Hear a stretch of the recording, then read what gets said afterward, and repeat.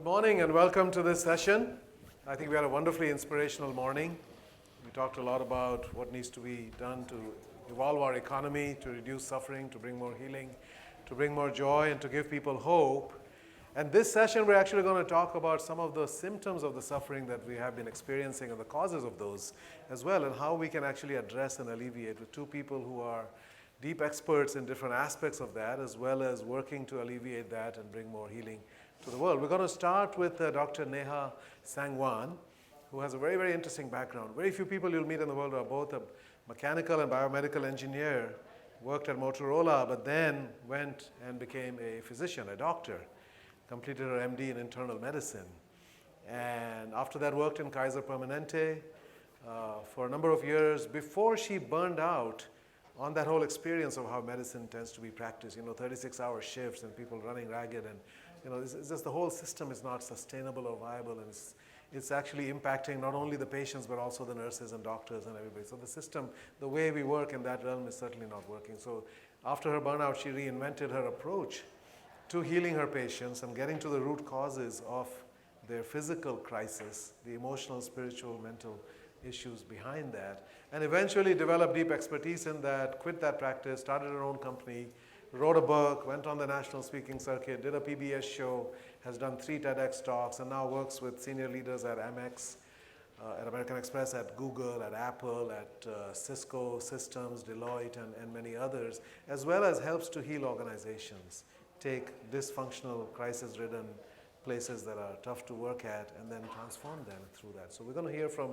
Dr. Sangwan first about how we can recognize some of the early signs of stress and how we can alleviate that. And then I will introduce Saffron after that, and he will talk about the financial side of things and what can be done there. So please welcome Dr. Neha Sangwan. All right, I guess you. So, hello everybody. I'm still coming out of that experience with Deepak. So, and right into how do we combat physical and financial stress. So I can give you all the logistics around stress. What I prefer to do, not only as a doctor, but as a speaker, is to drop you into an experience, right? I'll be leading into, we'll first talk about stress for a few minutes, and then there's handouts. You should have 2 of them on the page. Please grab one of each. There's one that is your body map, and then the second one, on the flip side of your body map page, there should be a comfort zone, learning zone, panic zone. And then there's another page that has an amygdala hijack. You should have a page with a picture of the brain on it. Raise your hand if you need one of those handouts, if you don't have one of those handouts. So right up here in the front, I think we need some amygdala hijack. Yep, right here too. Amygdala hijack, and right here. Great. So thank you for that introduction, Raj. And let's just start by stress, blanket stress in our lives. What I realized as a physician was okay, I'm hearing this louder than I can hear me. Hold on a minute. So what I learned as a physician, thank you. What I learned as a physician is that when someone came in for a heart attack, a stroke, and pneumonia, I help take care of them. There's algorithms we follow, and I get to be a superhero. I run in, I save the day, I get cards, chocolates, flowers. People tell me I'm amazing. The person leaves, they're well. Except there's something now in healthcare called continuity of care. So 2 years later, when that same person arrives in the emergency department with another heart attack, they say, Sangwan, Mr. Jones is back. He's had another heart attack. Could you please do the same thing again? And it suddenly felt like a little bit of a song and dance that I was doing, that I wasn't actually solving the problem. I was band-aiding him or her through an acute episode. So I got curious about what was underneath what was happening to these physical ailments. Well, I read in the research, stress causes or exacerbates more than 90 to 95% of all illness. If that's true, why am I not asking this beautiful human in front of me, what's at the root of their stress? The answer is because we don't know how to solve that as a physician. What I do know how to do is physically get you through your crisis so you're walking again and you're moving again, which is really important. What we're going to do right now is help each of you tune into your stress levels earlier. Because the reason I'm standing on this stage today is because my patient said to me, Dr. Sangwan, why was the price of meeting you and you teaching us about stress and communication, why was the price of that a heart attack, a stroke, a pneumonia, or getting on a ventilator? Why aren't you out in the world 20 years earlier teaching us this so we don't have to meet you here? And so that's why we're going to do this exercise today. So the earliest signals, in order for you to become a professional, a leader, succeed in our world today that's moving faster and faster, at some level you have learned to numb your own physiology. Your own physiology is the physical signals inside your body. So grab that page with the person on it, and I want you to look at your body map. You may experience inside your body a little bit differently than the words written here. These are just to give you an idea. But usually what you know is there's some way that your body communicates to you. Yes? What we do instead is, so I'll tell you, I got bullied when I was younger, and so when I felt like I couldn't speak my truth, my throat would constrict and my stomach would drop. That was my body's way of talking to me, telling me I wouldn't speak up or say something because I was afraid, okay? How many times are you sitting in a meeting at work and you want to say something, but you're like, oh, no. Not going to say that out loud. I'll have my meeting outside the meeting, not in the meeting, right? Your physiology is telling you that, okay? Early signs of stress speak to you. So here we go. Let's,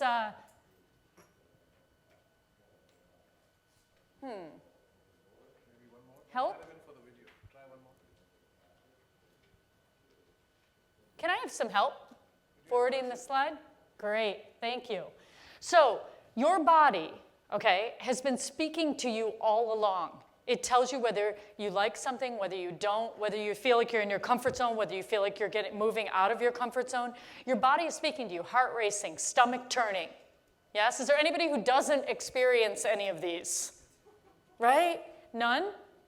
Okay, so this is amazing. If you do not experience your body talking to you, your physiology, I know you're experiencing this because your heart is beating and you just raised your hand, okay? But it means you've been under high stress where you have gotten so good at numbing out those signals in order to perform and continue and move forward. Would that be correct?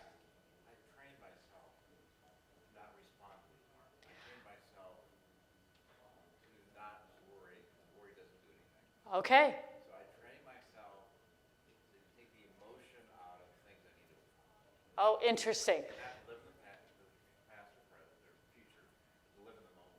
So what he's saying is, I said, is there anybody who doesn't feel heart racing, stomach turning, all of that? And he said, I have trained myself not to respond to those things. That doesn't mean you don't feel it. It means you don't react to it. Now, all of us have strategies. We have strategies like this. You start to have that 3 o'clock energy dip, right, in the afternoon, 2 o'clock, 3 o'clock. Oh, make this latte a double. You know what? I need a glass of wine or 3 to take the edge off my day. You feel it. You just have strategies to numb it, okay? So let me tell you where this is important and why everything that got you here is not going to take you where you're going next. The earlier you can tune into these signals, the better you're going to be able to navigate what's coming next in our fast-paced world. I don't know why this isn't working. Would you forward for me? Great. Thank you. Again. Okay. So I want you to take a moment. On the flip side, I want you to look at, there's things in your day, in your workday, that are in your comfort zone. They're things you do automatically. It might be your commute to work. It might be running your weekly meeting with your team. There are things that are on autopilot that you do. Right now, I'd like you to just write down 2 items right next on the sheet, 2 items that are in your comfort zone. Just the first things you think of. Maybe it's getting the kids off to school. Maybe it's running your weekly meeting. Maybe it's your commute to work. Ever get home from work and you don't know how that just happened? Right? Put that on there. What's really important about your comfort zone is your heart is usually beating at a very even keel. You might be breathing slowly and deeply, breathing easy. But here comes the kicker. How do you know when you are right here? How do you know when you're just at the edge of your comfort zone and it's not feeling quite so comfortable anymore? When someone says something in a meeting, takes credit for what you've done. When someone says something that isn't true or doesn't resonate for you, and you're right here, how do you know? Flip the sheet over, because you'll know your body will tell you. That's your earliest navigator in a meeting before you've said anything to anyone. You know whether you agree with what was just said. True? So now, next to the 2 items that you just wrote about your comfort zone, right? Just should make a check mark or circle how you know. So it might be, my heart feels, it's beating calmly. I feel my breath is easy. How do you know in your body? Because this is where it gets trickier. Next level, please. When you move out of the comfort zone, you move into the uncomfortable zone, right? So here's the deal. What's good about staying in the comfort zone? What's good about the comfort zone? There's what? I can't. No stress. No stress. Okay. It's easy. It's comfortable. There's no stress. What's bad about staying in the comfort zone too long? No growth, boredom. This is where people start doing, they start exiting out of relationships, right? This is where affairs start. This is all sorts of interesting things. This is where people leave jobs. They outgrow a job. Yes? It's because you stay in the comfort zone too long. And something that's comfortable and easy becomes boring. No growth. Now, when you move out of the comfort zone, and bless you, when you move out of the comfort zone, you're in what I call the learning zone. I want you to write down at work 2 things that you know get you uncomfortable. When what happens? When what happens? What situations? Write 2 of them down, right next to, underneath where you just wrote what was in your comfort zone, write what's in your learning zone.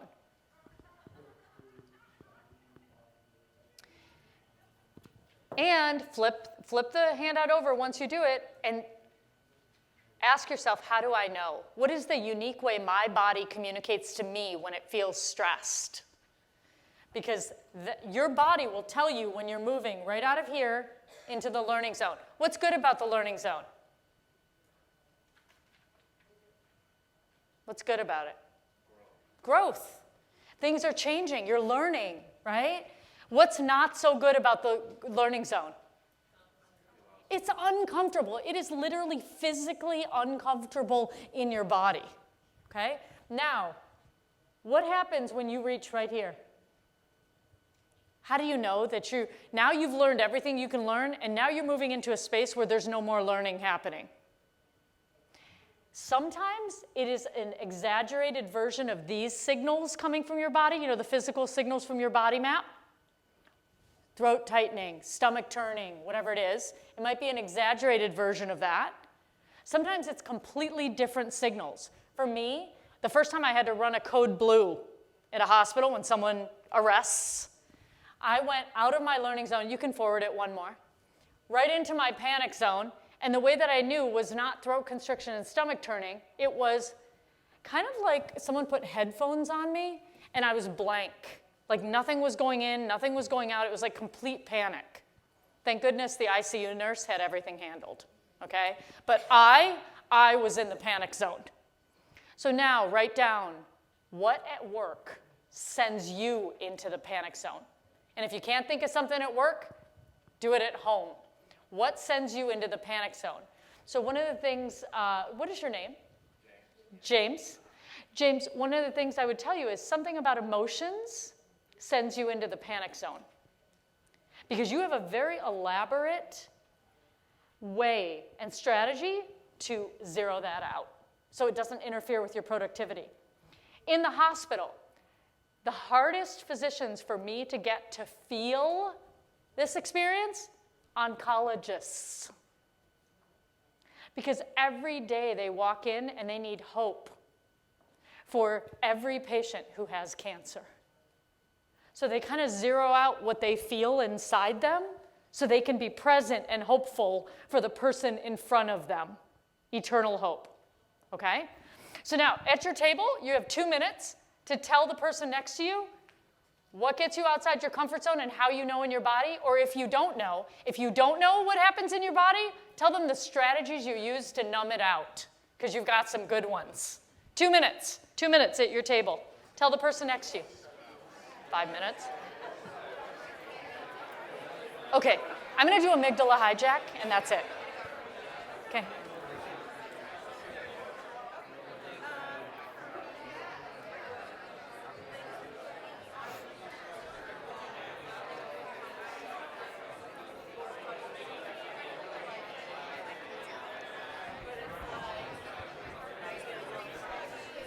See if they can find a more powerful clicker, but when No, look at this. It won't. yeah, so when you try pointing it straight at the AV guy, Oh. and it may, I think it's because Show me. Oh, like this? right back in the Oh.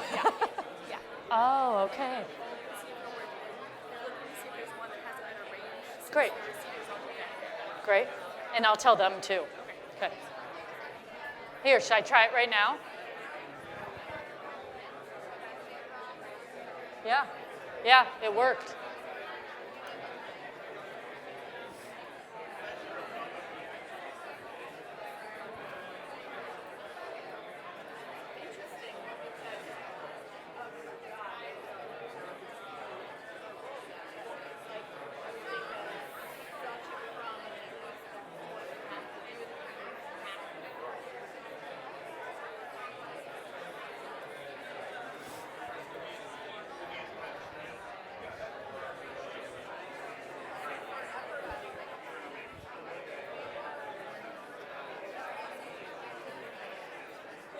All right, bringing your attention back up front.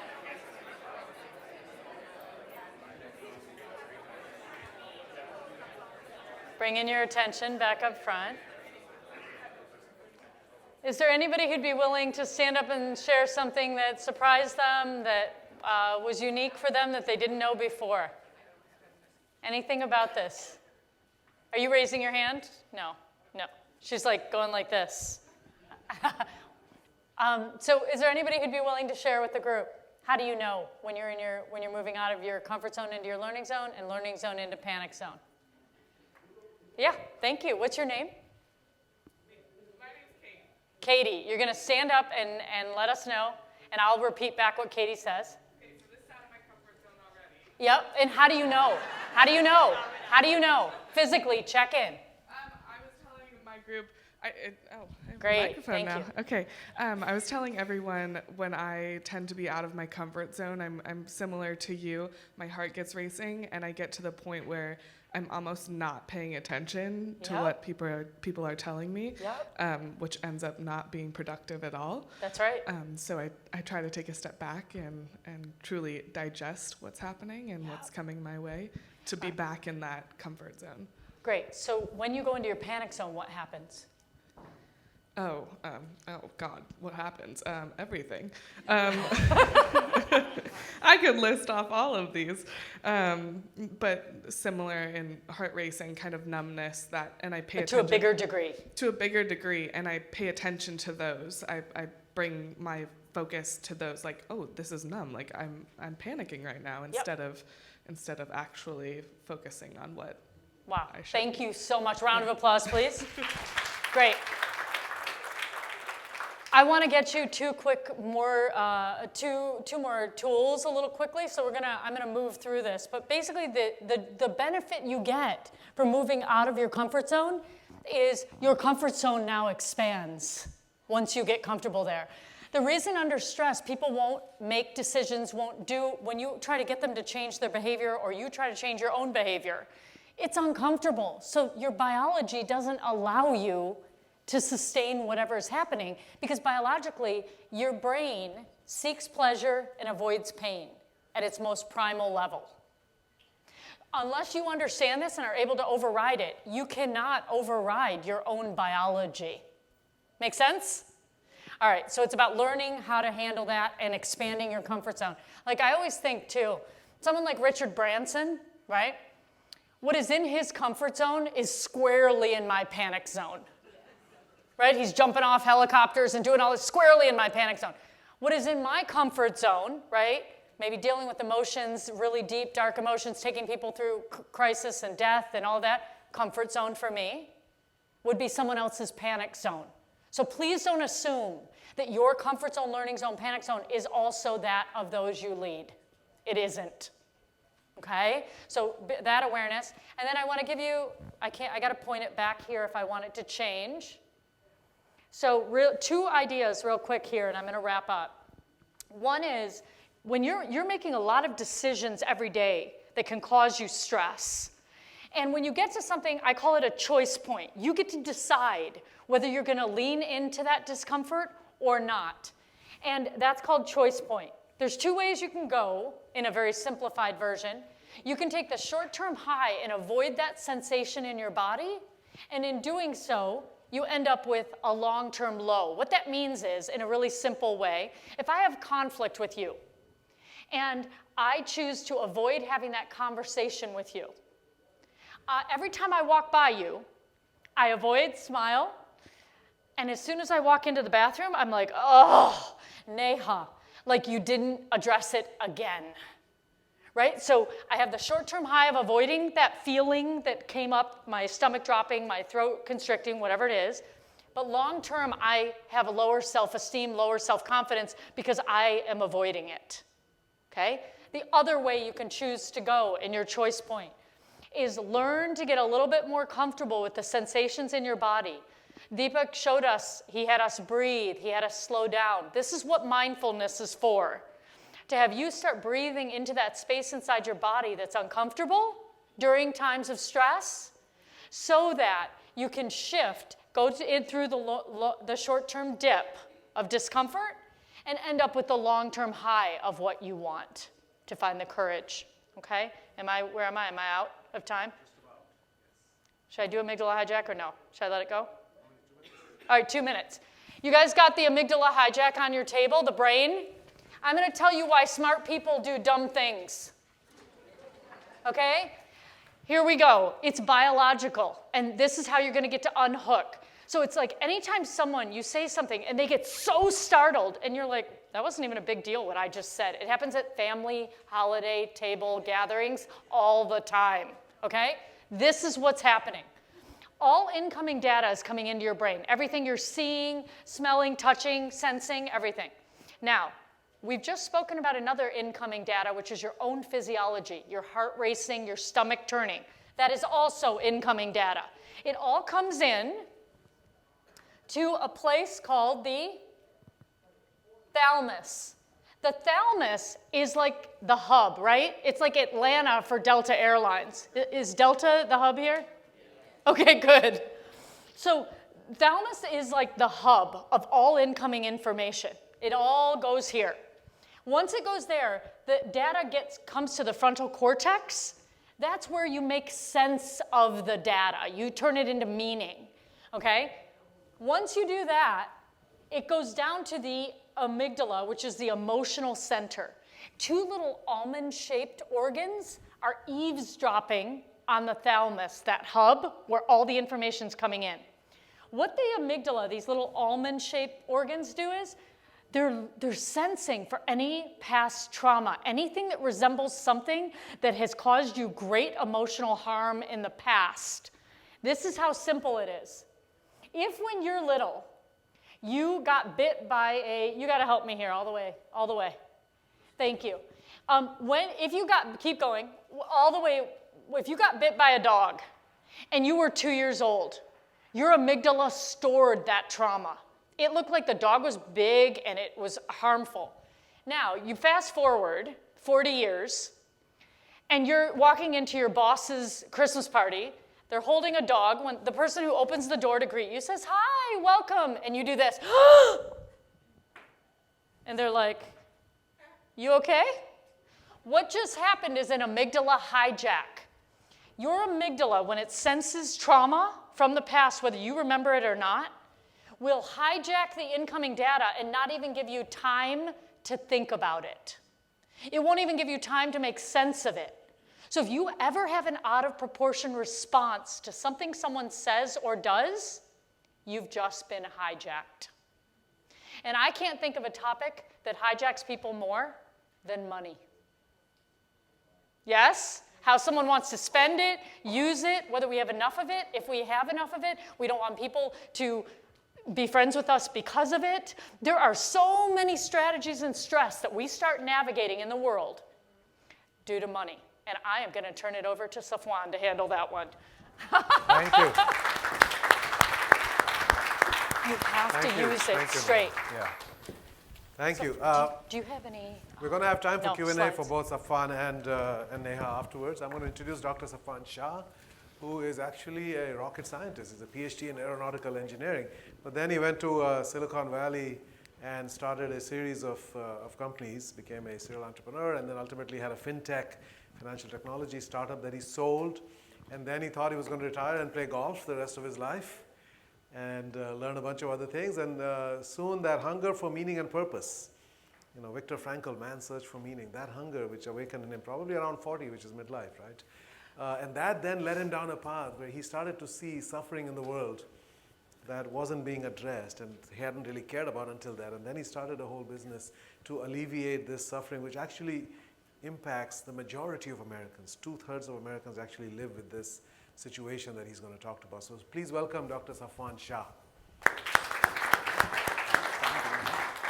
Thank you. Well, I have 20 minutes. That's quite a lot of time. So I'm going to start this. Positive thinker. So my name is Saffron Shah, and Raj, thank you so much for inviting me. And it was fascinating to hear, Dr. Sangwan, your the amygdala hijack. So I've been hijacked by my amygdala many times over, and as I have a fear of heights, and I have a variety of other fears, but that's the one I'm admitting today. So, Saffron, I'm told we have to end by noon, so we have 15 minutes. okay, I have 15 Sorry about minutes. that. That Yeah. saves you 5. Okay, so as Raj mentioned, that my entry into this world of financial stress and so forth came via a golf course. I had, about 10 years ago, I had retired, and I had adopted a life of golf, Starbucks conversations, and I live in sunny California, so you can play every day. You can basically just waste your time. And I was doing that. I had no interest to invest in companies and get onto boards and all that. I just wanted to improve my golf game. And while you go through that phase, I was looking for a purpose, and I always describe it as like in your phone, there is this autocomplete, right? It tries to end your sentences, end your spelling, and it kind of tries to complete your words. And most of our life, we have something auto-completing it, whether it is our parents, our spouse, or some goal is always there, autocomplete. When you lose that autocomplete, you have to decide it for your own self then. What am I here for, like Deepak Chopra and Raj and everyone has talked about? You have to find your own, what I call the Viktor Frankl moment. And I found it, thinking about these things. And one thing that struck me while I was looking for meaning and purpose, and on a golf course, and as you know, what do you find on golf course other than old balls and old people? You find a lot of rich people with a lot of time playing golf. They're investors, they're venture capitalists, and so forth. And I used to play with them. And they would always say, why don't you do something with your life? You play golf every single day. And one of the persons that I met really insisted, so I told him that I have this observation that there's a third world in the belly of America, and America doesn't know about it. And he says, what is that? So I said, 78 million people in America are hourly clock-in, clock-out workers. They are paying an enormous number of dollars every month in fees. Like, can I ask you, you don't have to be honest, but if you can, that would be great. How many of you have paid an overdraft fee in the last 1 year? How many of you paid a late fee? Just double the number. Many have, but they haven't admitted it. $200 billion a year are paid as overdraft, late fees, payday loans, subprime interest, these prepaid card fees. These are all related to timing between paychecks. So now going back to Dr. Sangwan and the various discussion, what causes you to have an overdraft or a late fee? It is either a lack of money or lack of money at the right time. It could be a timing problem, right? However, when that timing is kind of off, what is going on through your mind is stress. It is there at the back of your mind, constantly plaguing you, eating on you. How many of you have looked at your phone today because you thought, is it charged or not? How many of you did that today? Everyone did that. You were very worried about your phone, weren't you? Oh, is the battery enough? I'm going to be there the whole day. Is it going to last? How many of you have a battery pack? Right? Why do you worry about your phone all the time? For it losing its charge. There's anxiety, constant anxiety. Now imagine that 2/3 of America lives in perpetual anxiety to make ends meet in the richest country of the world, and hence there's a third world in the belly of America, and America is in denial.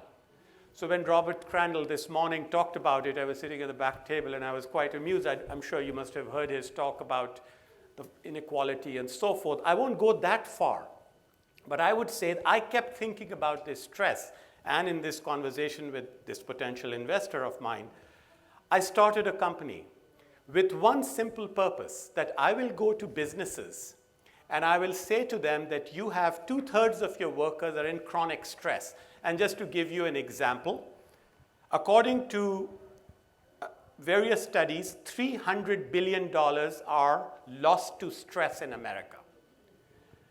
Close to 10 hours every month are payroll wasted because that employee is worried about financial issues.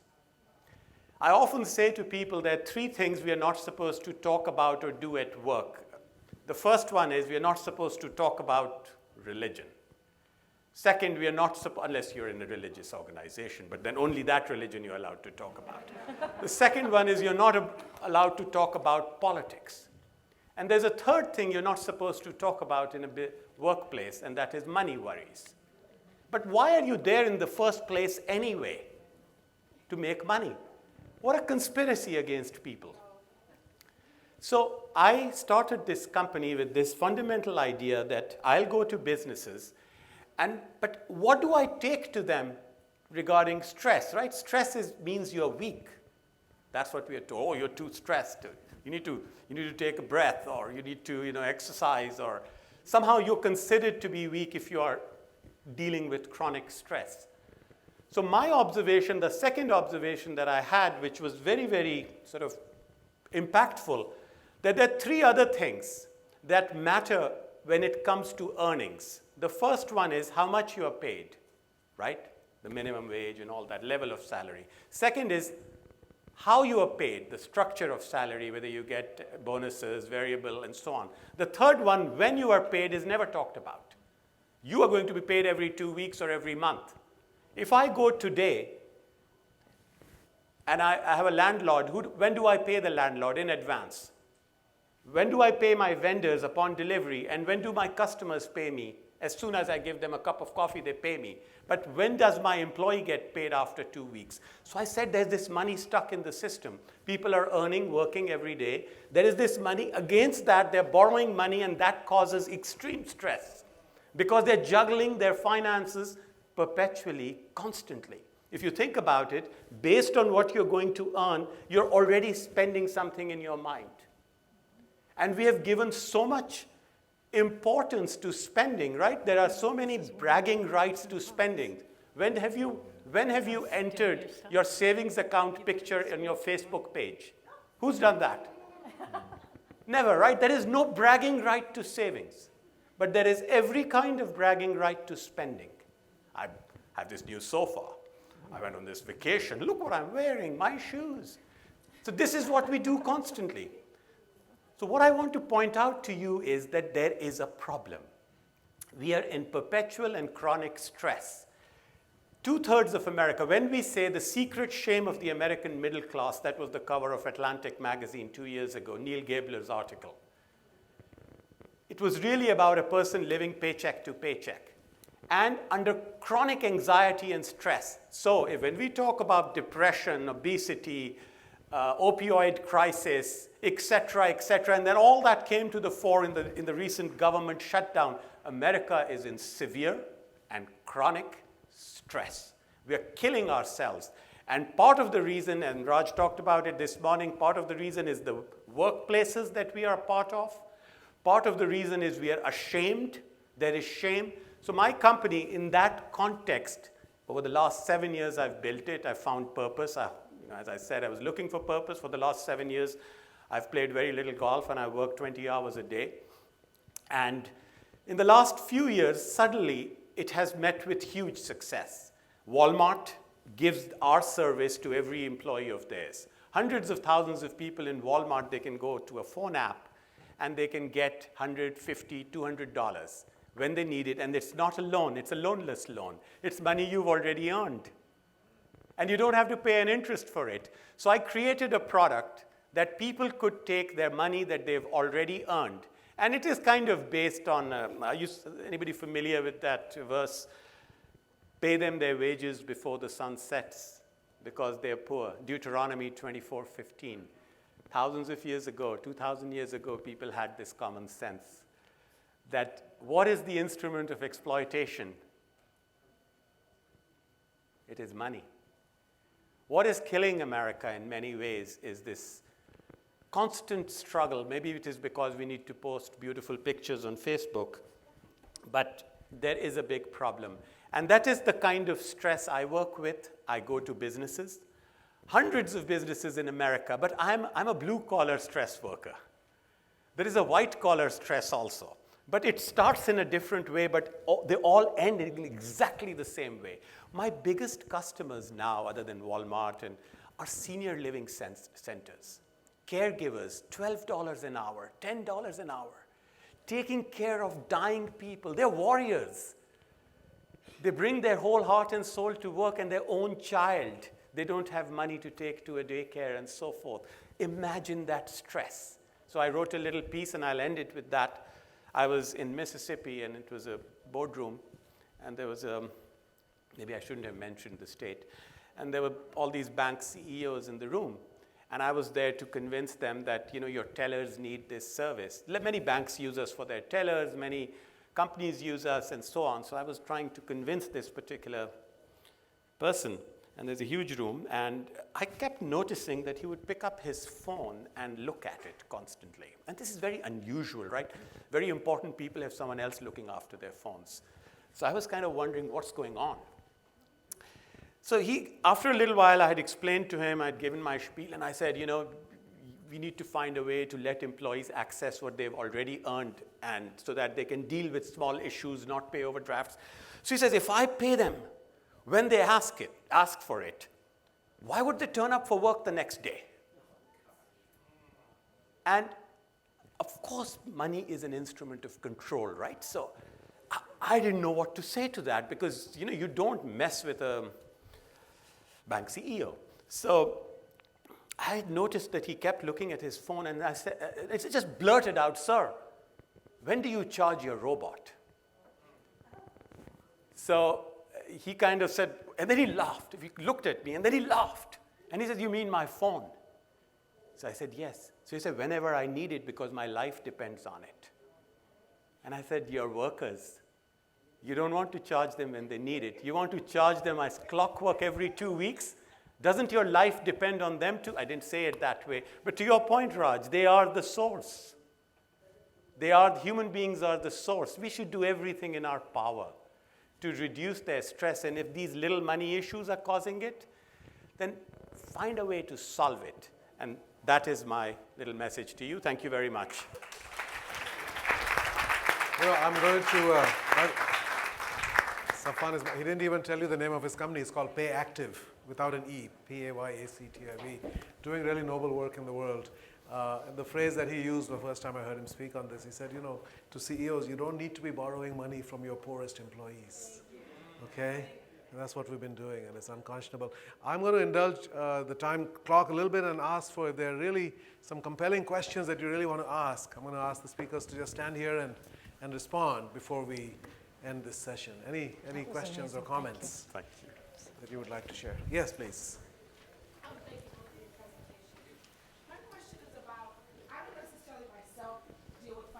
stress, what I find is that I am dealing with the financial stress of people all around me who come to me because they're short, because they haven't planned well, because they, lots of different things. And that is the stress for me because they're my loved ones.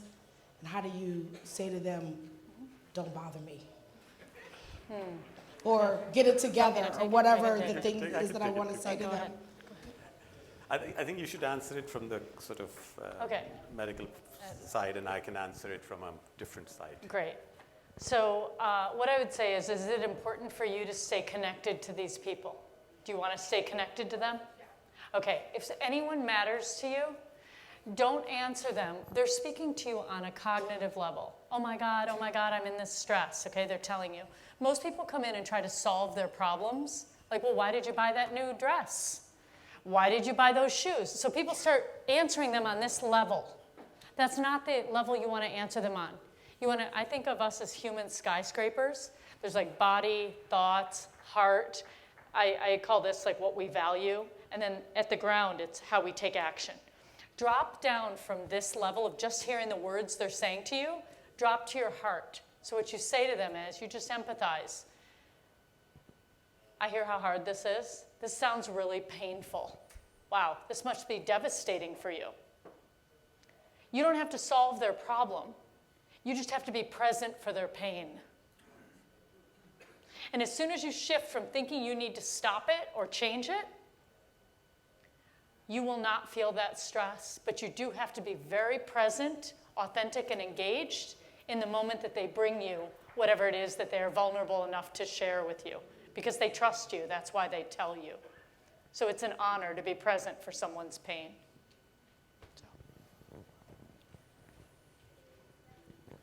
Yes, as Dr. Neha said, you don't give a starving man a diet book. So don't lecture them. That's the first thing, you don't lecture them.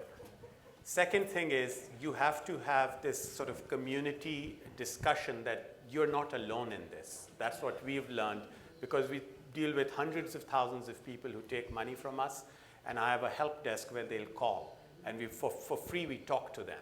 So we've collected these words that come, and using data, we took the words that we hear from maybe 500,000 people over 2 years, and we created a word cloud, and we found a word which was common, and 75% common, and that word is, I am seeking control over my life. They are hating themselves when they're telling you that.